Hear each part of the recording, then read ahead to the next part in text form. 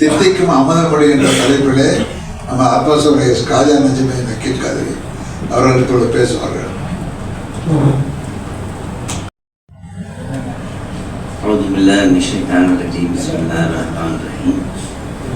அஸ்ஸலாத்து வஸ்ஸலாமு அலா ரசூலில் கரீம். எங்கும் நிறைந்துள்ள ஏக சக்திய ஹக்கின் திருவருள் கொண்டு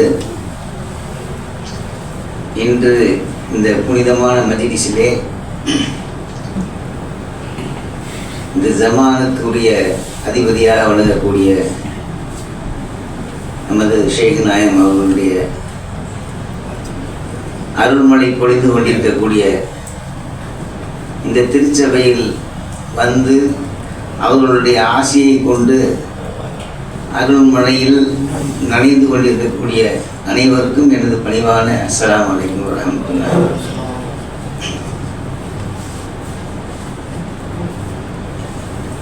எனக்கு முன்னால் பேசிய பாப்பா நாயத்தினுடைய முரீது பிள்ளைகள் மிக மிக அழகாக தாங்கள் விளங்கியிருக்கக்கூடிய கருத்துக்களை அற்புதமாக அருமையாக பேசினார்கள். எனக்கு ஆச்சரியமாக இருந்துச்சு. அப்படி நல்ல ஆராய்ச்சி பண்ணியிருக்கிறார்கள். அவ்வளவு அழகாக நன்றாக பேசினார்கள். எனது அமுத மொழிகளை பற்றி பேச கேட்டுக்கொண்டிருக்கிறார்கள். இது அமுத மொழிகளா அல்லது அருள்மொழிகளா அல்லது இறைமொழிகளா என்பதை நாம் சற்று யோசித்து பார்க்க வேண்டும். மாபானைய பேசியதெல்லாம் அருள்மொழிகள் தான். நமக்கு இந்த உலகத்திற்கும் சரி மற்றும் வரக்கூடிய செல்லக்கூடிய உலகத்திற்கும் சரி நமக்கு வழிகாட்டி அல்ல அவர்கள். என்ன இப்படி சொல்றாருன்னு நினைக்கிறீங்களா? வழிகாட்டுறவர் இந்த ஊருக்கு போனா ஒரு வழியை காமிச்சிட்டு போயிடுவார்.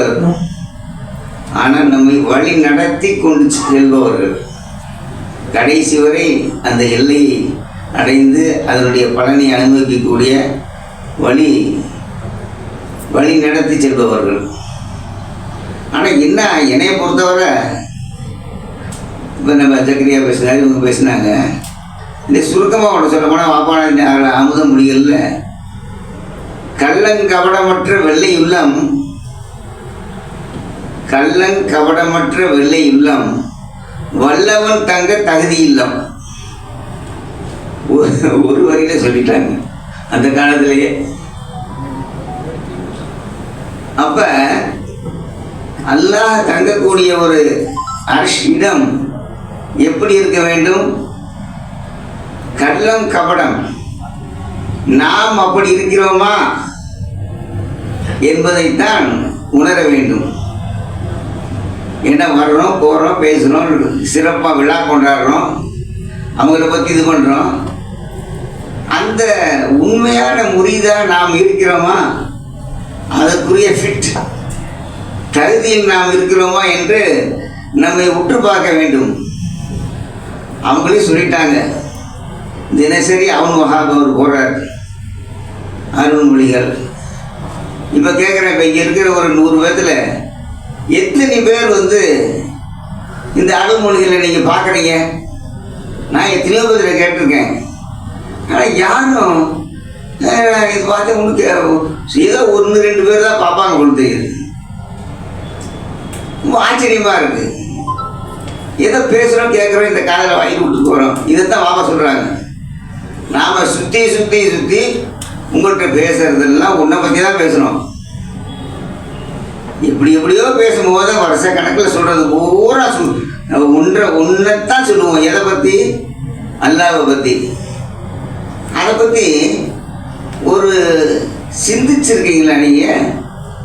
கேட்குறாங்க. நாம் பேச போகும்போது குறிப்பு எடுத்துருக்கீங்களா அப்படின்னு கேட்குறாங்க. சென்ற வாரம் வந்து அருள்மொழியில் குறிப்பு எடுத்துருக்கீங்களா? ஏன் குறிப்பு எடுக்க சொல்கிறாங்க? இந்த இப்போ விழா இன்விடேஷன் கூட எல்லாம் இதை பிரிண்டிங்கே பண்ணலை, வெறும் செல்லில் தான் இருக்குது. இந்த செல் இருக்கும், நாளைக்கு போயிடும். ஒரு பிரிண்டிங் ஒரு எழுத்து ரூபத்தில் இருந்தால் தான் அது வந்து திரும்ப நமக்கு ரெக்கார்டில் இருக்க முடியும். அந்த மாதிரி அவங்களுடைய அருள்மொழிகளை குறிப்பு எடுத்தது அது நம்ம கையில் இருக்கணும். கையில் இருந்தால் தான் அது வந்து நமக்கு நம்ம குடும்பத்தாருக்கு பிள்ளைகளுக்கு சில நேரங்களில் எடுத்து பார்க்கும்போது தெரியும். எல்லாம் செல்லில் இருக்கு, கம்ப்யூட்டரில் இருக்கு. யார் போய் அதை பார்த்துக்கிட்டு இருக்க முடியும்? பார்க்குறவங்க பார்ப்பாங்க. அதான் சொல்கிறாங்க, குறிப்பு எடுத்துருக்கீங்களா? அதனால் அந்த காலத்திலேருந்தே குறிப்பு எடுத்தது. இன்றைக்கி அருள்மொழிகள் அமுது மொழிகள் என்று சொல்லக்கூடியது பூரா அந்த காலத்தில் நாங்கள் சேகரித்து வைத்தது. அது புத்தக ரூபத்தில் வெளியிட்டது தான். அது பூரா தொகுத்து மறைஞான பேழையில் வந்தது பூரா அதை பார்த்து தான் மறைஞான பேழையிலே வெளியிடப்பட்டது. அதை பூரா தொகுத்து இத்தனை இது பண்ணி எத்தனை பேர் வச்சுருக்காங்க. அப்துல் கரீம் வச்சுருந்தார் திருச்சி. எங்கள் வீட்டில் எல்லாமே இருக்குது. அப்போ அவங்க சொல்கிறாங்க, ஒரு நிமிஷமாவது நீங்கள் சிந்திச்சு பார்த்துட்டு பார்க்காட்டி அப்புறம் என்ன பிரயோஜனம்? இவ்வளோ தூரம் நம்ம சொல்கிறதுக்கு என்ன பிரயோஜனங்கிறாங்க. இப்போ அந்த மாதிரி நம்ம கல்வியில் அப்போ என்ன இருக்குது? நான் பாபாநாதன் புள்ள, பாபா எனக்கு இருக்காங்க, நாங்கள் நினைக்கிறதெல்லாம் நடக்குது. அவங்க என்ன சொன்னாங்க, அவங்க என்ன சொன்னாங்கிறத பற்றி சிந்திச்சிருக்கோமா? அது ரொம்ப வருத்தமான விஷயம்தான். இன்னொன்று சொல்கிறாங்க, அதுவும் ஒரு சமீபத்தில் நான் பார்த்தது. நம்ம கூட இருப்பாங்க, பல ஆண்டுகளாக நம்ம கூட இருப்பாங்க, பல வருடங்கள் நம்ம கூடவே இருப்பாங்க. ஆனால் நம்மளுடைய தாற்பயத்தை அறியாதவர்கள் நம்மை விட்டு வெகு தூரம் இருக்கிறார்கள். முடிஞ்சா இது உணரணும். அல்லாஹ் பத்தின்னு 1000 விளக்கங்கள் சொல்லலாம், 1000 விளக்கங்கள் சொல்லலாம். இந்த காதில் வாங்கி இந்த காதில் போகும். உணர்வு எப்படி இருக்கு அப்படிங்கிறத சிந்திச்சு பார்க்க சொல்றாங்க. யோசிங்க, அப்பதான் வருங்கிறாங்க. ஏன்னா அது வந்து ஒரு இந்த கட்டாந்தரையில் போட்டால் முளையுமா? அதுக்கு நிலம் பக்குவப்படுத்ததாக இருக்கணும். அந்த மாதிரி அமுத மொழிகளில் ஏராளமான கடல் போன்ற விஷயங்கள் நிறையா இருக்கு. 2 3 தண்ணி தான்.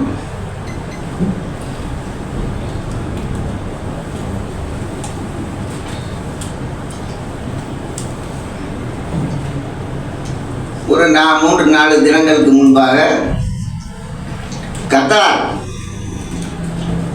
கத்தார் ஏகத்து மெய்ஞான சபை இப்போ இருக்கக்கூடியவங்கள்ட்ட இன்னொரு கேள்வி நான் கேட்குறேன். எல்லாத்துலேயுமே செல்லு இருக்கு, வாட்ஸ்அப் இருக்கு. எத்தனை பேர் பார்த்துருப்பீங்க? யாராவது பார்த்துருக்கீங்களா? கை தூங்க பார்ப்போம். கத்தார் ஏகத்து மெய்ஞான சபை எவ்வளவு செலவழித்து எவ்வளவு சிரமப்பட்டு தாய் நாட்டை விட்டு குடும்பத்தை விட்டு இங்கிருந்து போய் அங்கே அவங்க நிலைநாட்டுறாங்க. சென்னையிலேருந்து அப்துல் காதர் பேராசிரியர் அவரை கூப்பிட்டு வந்து பேசி அவ்வளோ சிறப்பாக நடந்துச்சு. இப்போ நடந்து என்ன புண்ணியம்? அவங்க கடமையை செஞ்சுட்டாங்க. நான் அதனால தான் நான் அவங்கள்ட்ட சொல்லணும்னு நினச்சிக்கிட்டு இருக்கேன். நீங்கள் செஞ்சிட்டீங்க. இதுக்கு மேலே ஒரு என் புது டிபார்ட்மெண்ட்டில் எல்லாமே இருக்கும். சூப்பர் சக்குன்னு ஒன்று இருக்கும். அதுக்கு ஒரு டிபார்ட்மெண்ட்டே தேவை. அதில் அவர் அப்துல் காதர் பேச 1.25 மணி நேரம், ஒரு நிமிஷம் கூட இல்லை, நோன்பு வைத்து கொண்டு நோன்பு காலத்தில் அது எதை பற்றி ஃபாத்திமா நாயகி விழா, அதுக்கு அவங்க போய் அவர் சிறப்பு அழைப்பாளர் அடித்து அவங்க பேசியிருக்காரு. 1.25 மணி நேரம் பேசுகிறார். அப்படி அதாவது நம்ம கையில் ஒரு பெரிய விலை மதிக்க முடியாத மாணிக்கம், விலை மதிக்க முடியாத மரகதம், இப்படியெல்லாம் குமிஞ்சு கிடக்கு. அது விளையாட்டு பிள்ளைய கையில் அது இருந்தால் எப்படி இருக்கும்? அதனுடைய மகத்துவத்தை தெரியுமா? அந்த மாதிரி நம்ம கையில் அவங்க சிக்கியிருக்காங்க. அது பெரிய அறிஞர்களுக்கு மத்தியில் போய் சேரணும். அவங்ககிட்ட போனால் தான் அவங்க உலக அறிய செய்வாங்க. அவருக்கு ஒன்றும் செய்யல முன்னாடி. அதனால தான் நான் தம்பிட்டு சொன்னேன், இந்த நீ என்றும் நான் என்றும் பாடல் சொல்லி இதை படிங்கன்னு சொன்னேன். அதை வாபு 2 பேர் படிச்சிருக்காங்க. பாபா நாயகத்தினுடைய அவர் அதை தமிழில் இஸ்லாம் விஞ்ஞான தமிழ் இலக்கிய மாநாடு அது அவங்க தான் நடத்துகிறாங்க. அதில் பாபா நாயகத்தினுடைய தமிழுடைய சிறப்புகள் அது இது நிறைய விஷயங்கள் அவர் பேசிட்டு கடைசியில் சொல்கிறார். இந்த பாடலை பற்றி தான் சொல்கிறார் 2 வரியை. மெய்ஞானம் எப்படி அங்கே விளையாடுது. அதாவது பாபா நாயக் இப்போ நம்ம அப்துல்லா படித்தாரு, ரசூல் அவங்களுடைய அவங்கள வர்ணிக்கிறது எப்படி வர்ணிச்சிருக்காங்க. நீங்கள் ரசிச்சிருக்கீங்களா? நீங்கள் இந்த மாதிரியா வர்ணிக்கிறது? அப்பாப்பா அப்பாப்பா, அழகுக்கு அழகு, அழகுக்கு அழகு, அரும்பொருளே. எந்த தமிழ் எதுவும் யாருமே இனிமேல் பேச முடியாது. ஒவ்வொரு வார்த்தைகளும் ஒவ்வொரு வரிகளும் அப்படி பண்ற என்ன வாயிலே வெது வாயார அவங்க உள்ளத்துல இல்லாம போனதுருக்காங்க. அப்படியே உள்ளத்துல உருகி இருக்காங்க. அவங்களுடைய தத்துவத்தை அப்படி விலகி அப்படி படிச்சிருக்காங்க. அவர் சொல்ல ஃபாத்திமா நாய் அவங்களுடைய அந்த வாழ்க்கை வரலாற்றை இவ்வளவு எளிமையாக அற்புதமான இந்த தமிழ்லையே இவ்வளவு என்று அழகா அவர் புகழ்றார்.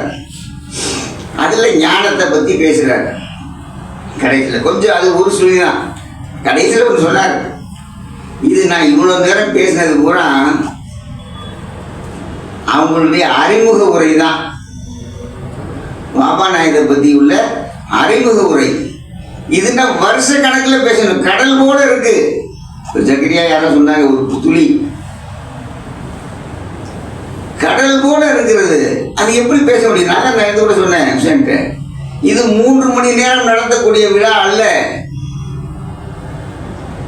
3 மணி நேரம் நடத்தக்கூடிய விழா அல்ல. குறைந்தது 3 நாளைக்காவது நடத்தணும். பெண்கள் முதல் அனைவருமே கேட்கணும். குழந்தைகள் அனைவருமே கேட்கணும். கேட்டு இந்த காதில் வாங்கி அந்த காதை விட்டுட்டு போறதில்லை. உணர்வுகளோடு அது இருந்து அந்த உள்ளத்தில் ஏற்றணும்.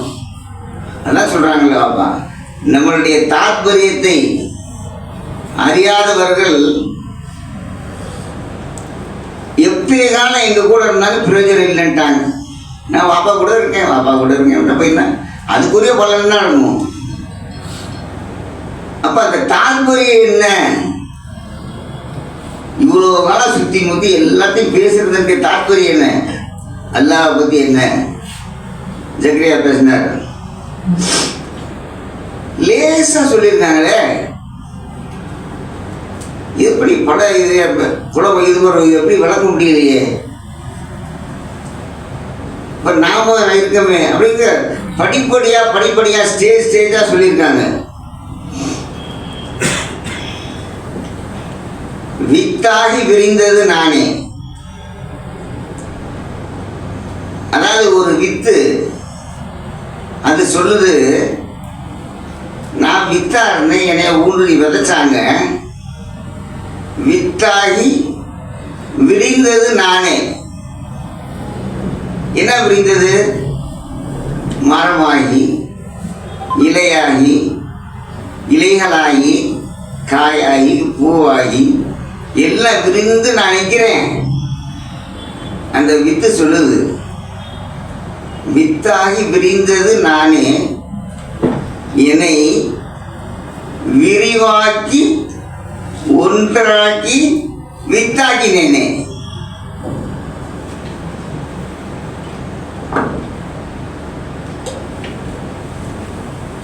இப்ப என்ன சொல்றீங்க? வித்தாகி விரிந்தது நானே, என்னை விரிவாக்கி ஒன்றாக்கி வித்தாக்கினேன்னு. இப்ப தௌஹீது போல இதுல முடிச்சு 2 வரையில சொல்லிட்டாங்க. இது என்ன விளங்கியிருக்கீங்க? யோசிச்சு பார்க்கணும். விளங்கியிருக்கலாம். இப்ப ஹக்கு வேற ஹக்கு வேற, இது எப்படி நீ சொல்றீங்கன்னா 1000 கேள்வி கேட்கலாம். இதுக்கு பதில் சொல்லட்டும். இதுதானே, அதுதான் இப்ப இருந்திருக்கு. இது வேறையா? மனம் வேறையா? வித்து வேறையா? அதே நேரத்தில் இவங்க ஹிக்குமத்து இதில் என்ன பெரிய ஹிக்குமத்து என்ன? ஒரு இலை, அந்த இலை நான் இந்த மரம் சொல்ல முடியுமா? ஒரு பூ நான் இந்த மரம் சொல்ல முடியுமா? ஆனா இந்த மரத்தினுடைய அங்கம் தான் அது. ஹக்குடைய அந்த அங்கங்கள் தான் அனைத்தும் பிரபஞ்சம். இருக்கிறது ஒண்ணுதான். அது தனித்தனியா நினைச்சுக்கிச்சு. ஒரு இலை தன்னை தனியா பார்க்குது. ஒரு இலை தன்னை தனியா பார்க்குது. அதுக்கு சக்தி அவ்வளவுதான். அதே நேரத்தில் அது மாதிரிதான் எல்லா சிருஷ்டிகளும். இந்த மனிதன் மட்டும் ஒரு தனிப்பட்டவன். ஹக்கு வழியாக கூடிய தலைன்னு சொன்னாங்கல்ல, அது எப்படி? அந்த வித்து என்ன ஆகுது? மரத்தில் உள்ள பல கிளை, பல பாகங்கள் இருக்கு. அதுல ஒண்ணு இருக்கு என்ன? பழம் ஒன்று இருக்குல்ல. அந்த பழத்துக்குள்ள என்ன இருக்கு? அந்த விதை தான் இருக்கு. வித்தாகி விரிந்தது நானே, என்னை விரிவாக்கி பிரபஞ்சம் சர்வமாகி என்னை விரிவாக்கி ஒன்றாக்கி வித்தாகினேனே. முடிச்சு. எந்த ஞானியுமே சொல்லலையே. எல்லா புராண ஹதீஸ் முருகன் எல்லாமே இங்க வந்துருச்சு. இப்பேற்பட்ட விஷயங்களை நமக்கு கொடுத்துருக்காங்களே, கொஞ்ச நேரமாவது பெரிய வருத்தமான விஷயம். அதை வந்து சிந்தனையில போகணும். அதான் என்னுடைய தாத்பரியத்தை அறியாதவர்கள் வந்து அதுல பிரயோஜனமே இல்லை. அப்ப ஒரு ஷேர், ஒரு குரு, ஒரு ஞான குரு, ஒரு ஊருக்கு நம்ம போகணும். இப்போ நம்ம இந்த உலகத்துக்கு சொன்னார், ஒரு உலகம் எதுக்கு வந்திருக்கோம் அதே மறந்துட்டோம். அப்போ அடிக்கடி சொல்லுவாங்க, நாம் எதுக்கு வந்திருக்கோமோ அதை மறந்துட்டோம். இன்னொரு உலகத்துக்கு நம்ம போகிறோம், நிரந்தரமான உலகத்துக்கு. அதை பற்றி நமக்கு தெரியாது. இங்கேருந்து நம்ம ஃபாரின் போகணும், அமெரிக்கா போகணுன்னா அதை பற்றி என்ன தெரிஞ்சா தானே. ஒரு கைடு வேணும். அதை பற்றி அறிவு இருந்தால் தான் போக முடியும். இப்போ நாம் நாளைக்கு மூத்தா போகிறோம், குழியில் வைக்கிறோம், அங்கே என்ன நடக்குதுன்னு நமக்கு தெரியாது.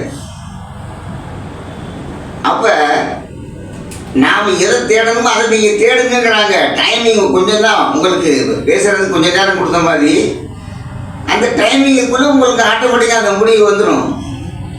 அதுக்குள்ளே நீ அடைய வேண்டிய லட்சியத்தை அடையணுமே. இப்பேற்பட்ட ஒன்று கிடைச்சிருக்கு. அப்ப அதை வந்து முழுசா நம்ம பிரயோஜனப்படுத்தணும். அந்த விஷயத்துல நாம வந்து எச்சரிக்கையா இருக்கணும். அப்ப அந்த குரு என்பவர் யார்? அழகா இருக்கு. எத்தனையோ விஷயங்கள் கடல் கூட கிடக்கு.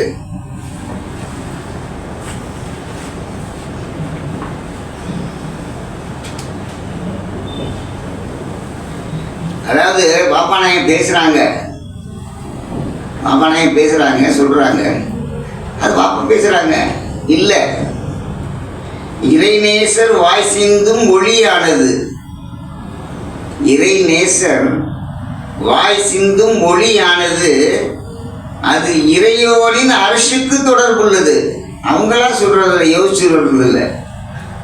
இறையோடைய அரசுக்கு தொடர்புள்ளது. அது எங்கிருந்து வருது? இல்ஹாமின் வழியாக வருகின்றது. இங்கு எவர் என்ன முயன்றாலும் முடியாதது. நானும் அதை போல சொல்றேன். என்ன சொல்ல முடியுமா? எந்த மகான்கள் பெரியவங்கன்னு சொல்ல முடியுமா? வழிமாற்றம் இதை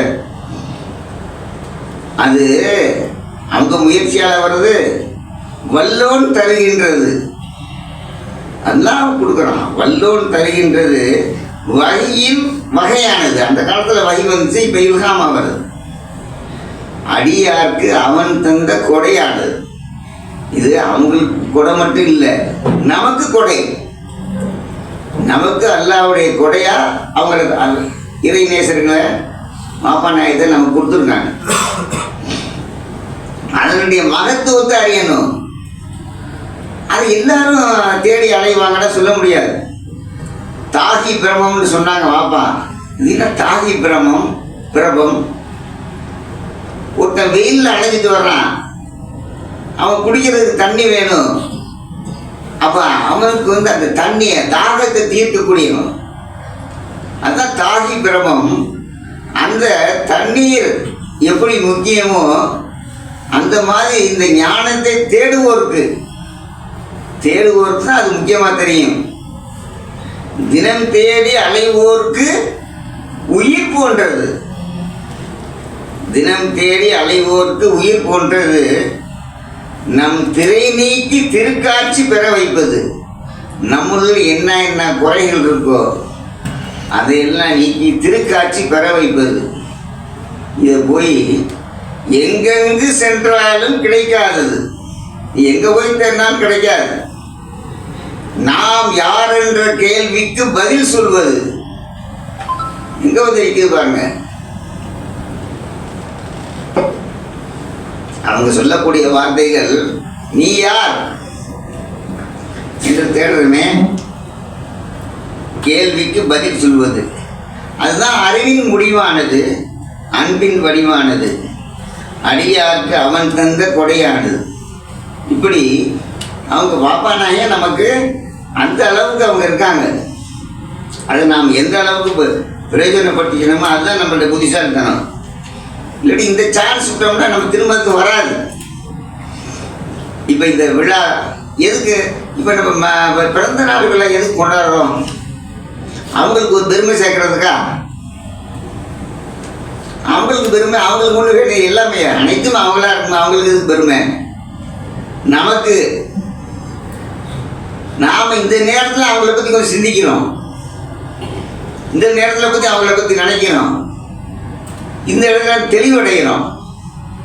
நாம் வந்து உயர்வடையணுங்கிறதுக்காக அதுக்காக தான் அவங்க பெர்மிஷன் கொடுத்துருக்காங்க. முந்தியெல்லாம் கொடுக்க மாட்டாங்க பாப்பா, எதுக்கு எங்களுக்கு. ஆனால் இது இப்போ முரீதினர்களுக்கு, நம்மளுடைய சேர்ந்த பக்தர்களுக்கு இந்த நேரம் இப்போ எல்லாம் சேர்ந்து கூடியிருக்கோம். இது இப்போ இன்னும் உலக மக்கள், மற்ற மக்கள், வெளி உள்ள பிள்ளைகளும் பார்ப்பாங்க. ஆனால் பார்க்கணும். இப்போ கத்தாரியதோ யாருமே பார்க்கல. நிகழ்ச்சிகள் எடுக்கிறோம், ரிலே ஆக மாட்டேங்குது.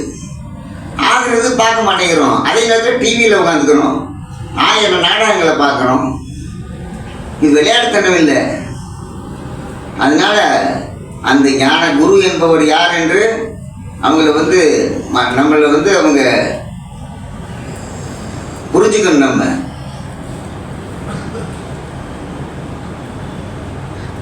அவர்கள் நெஞ்சம் எப்படி இருக்குன்னு கேட்டா, அவர்கள் நெஞ்சம் இறை அமர்ந்து குடியிருக்கும் வீடு. ஆண்டவனை தேடுறைய எங்க போய் தேடுகிறேன்னு அப்படிங்கிறது. அவர்கள் நெஞ்சம் இறை அமர்ந்து குடியிருக்கும் வீடு.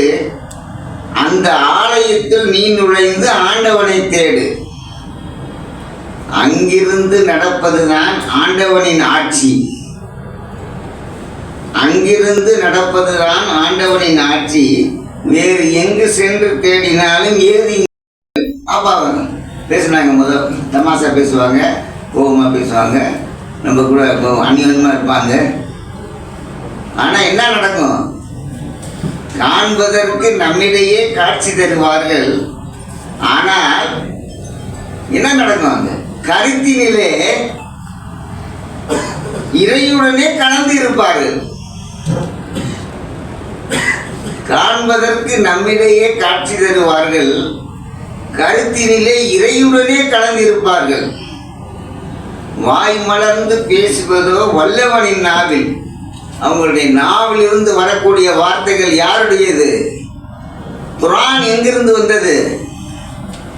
அல்லாஹ் எங்கிருந்து கொடுத்தான்? அல்லாஹ் எங்கேயுமே, அல்லாஹ்க்கு உருவமே இல்லையே. எல்லாம் பார்த்தா எல்லாம் ஒரு பொருள்களாக தான் இருக்கு. வானம் இருக்கு, பூமி இருக்கு, பிரபஞ்சமா இருக்கு. அல்லாஹ் எங்க? அப்படிங்கும் போது குரான் எங்கேருந்து வந்துச்சு? அல்லாட்ட தான் வந்துச்சு. அல்லா எங்கேருந்து வந்துச்சு? ரசூல் ஸல்லல்லாஹு நாவலில் இருந்து தான் வந்துச்சு. அடுத்து நம்ம அந்த உள் நோக்கத்துக்கு நம்ம போக வேண்டியதில்லை. வாய் மலர்ந்து பேசுவதோ வல்லவரின் நாவில் அது வந்துதிக்கும் வார்த்தைகளோ நடந்துவிடும் கோவில். சரியா சொன்னார். கருவே மாற்றக்கூடிய வல்லமை. சொல்லிட்டாங்கன்னா சரி, முடிஞ்சு. அவங்க நாவிலிருந்து வரக்கூடிய வாயில அல்லாஹ்வுடைய வார்த்தை. ஏன்னா அவங்க வேலை மசூல் அல்லாஹ் பத்தி எல்லாம் சொன்னாங்க. அதாவது அவங்களாவே அவங்க சர்வமா இருக்காங்க. அப்ப நாம தௌஹீத் பேசுறோம். அப்ப நம்ம சின்ன இவங்களை சைதல்யா அவங்க அடிக்கடி சொல்றாங்க தௌஹீத் பேசுறாங்க. நம்ம பிள்ளைகளிடத்துல தௌஹீதிலே இல்லையேங்கிற மாதிரி தெரியுதுங்கிற. தௌஹீத் பேசுவதற்கு மட்டும் இல்லை, தௌஹீதை வாழ்க்கையில அப்ளை பண்ணணும். அப்பதான் நம்ம ஆண்டவனை பார்த்து ரசிக்க முடியும். இப்போ ஒரு ருசியான ஒன்று சாப்பிட்றோம், எப்படி நம்ம தௌஹீதை வாழ்க்கையில் அப்ளை பண்ணுறது அப்படிங்கிற சிந்தனை வேணும். ரொம்ப ஆச்சரியமா நீங்கள் பாருங்களேன். இப்போ இந்த வெயில், வெளியே போனால் வெயில், உள்ளே வந்தால் ஏசி. ஹக்கு தான்.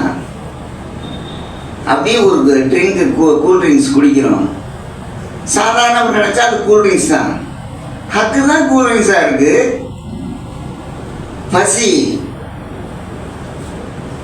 பசியில் சாப்பிட்றோம். நாம் வாப்பா சொல்லியிருக்காங்க, காமிச்சிருக்காங்க. நான் என்னையே தான் சாப்பிட்றேன். சர்வசாதாரணமாக அந்த காலத்தில் சொல்லுவாங்க, நான் என்னையே தான் சாப்பிட்றேன் அப்படின்னு நினைக்கிறேங்க.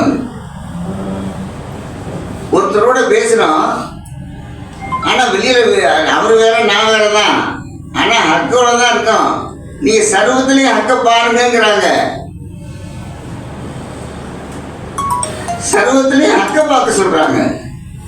அப்போ சர்வத்திலையும் ஹக்க பார்க்குறோன்னா ஒன்றையே அது கொஞ்சம் கொஞ்சமாக மாற்ற சொல்கிறாங்க.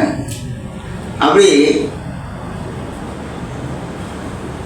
அப்போ நம்ம அப்ளை பண்ணணும்.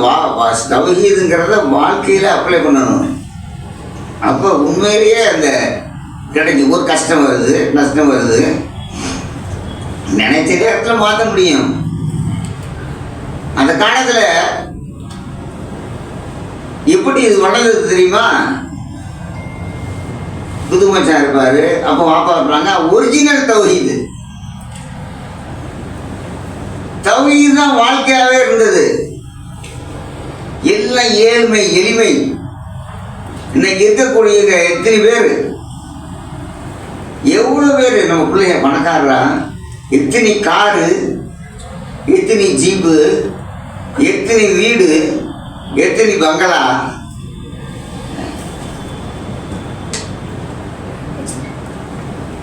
பிள்ளைகளுக்கு கல்யாணம் முடிக்கணும், பல லட்சங்கள், 50 லட்சம். அந்த காலத்தில் ஒரு டீ குடிக்கிறதுக்கு காசு இருக்காது. பேம்பூரில் குத்து மச்சான் ஒரு 5000 பேர் தான் இருப்போம். டீ குடிக்கிறதுக்கு காசு இருக்காது, டீக்கு உட்காந்துருப்போம்.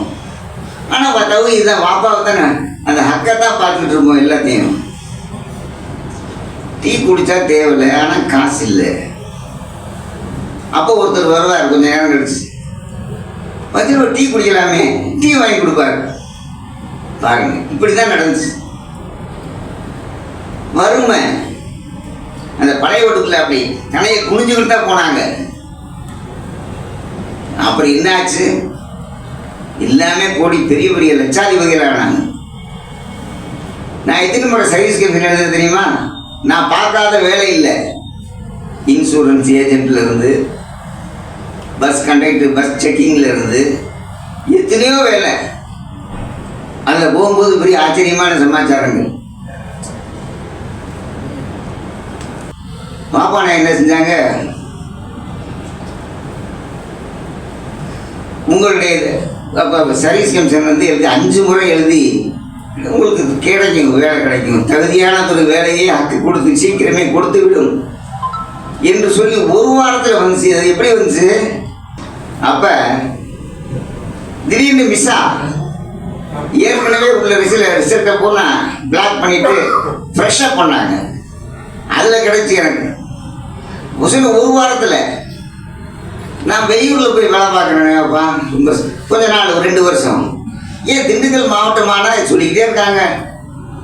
ஒருத்தர்கிட்ட சொல்லும் போது சூப்பரண்டு, டேய் நான் டிபார்ட்மெண்ட் சேரும்போது சொல்லிட்டு இருக்கேன், அப்போ தான் வேலையை பாருறார். பாப்பா என்ன சொன்னாங்க, உடனே திண்டுக்கல் சீக்கிரமே மாவட்டமாகன்றாங்க, அண்ணா மாவட்டம். அந்த மாதிரி அவங்க எப்பேற்பட்ட சன்னிதானத்தை அணுகியிருக்கிறோம், அதை முழுமையாக நாம் பயன்படுத்தி கொள்ள வேண்டும். அதனால் கடல் போன்ற உள்ள விஷயங்களை இந்த 3 மணி நேரத்தில் அடக்க முடியாது. இருந்தாலும் நேரம் கருதி என்னுடைய உரையை முடித்துக் கொள்கிறேன். வாயுதனா அல்ஹம்துலில்லாஹி ரப்பில் ஆலமீன். நன்றி காஜா அண்ணா.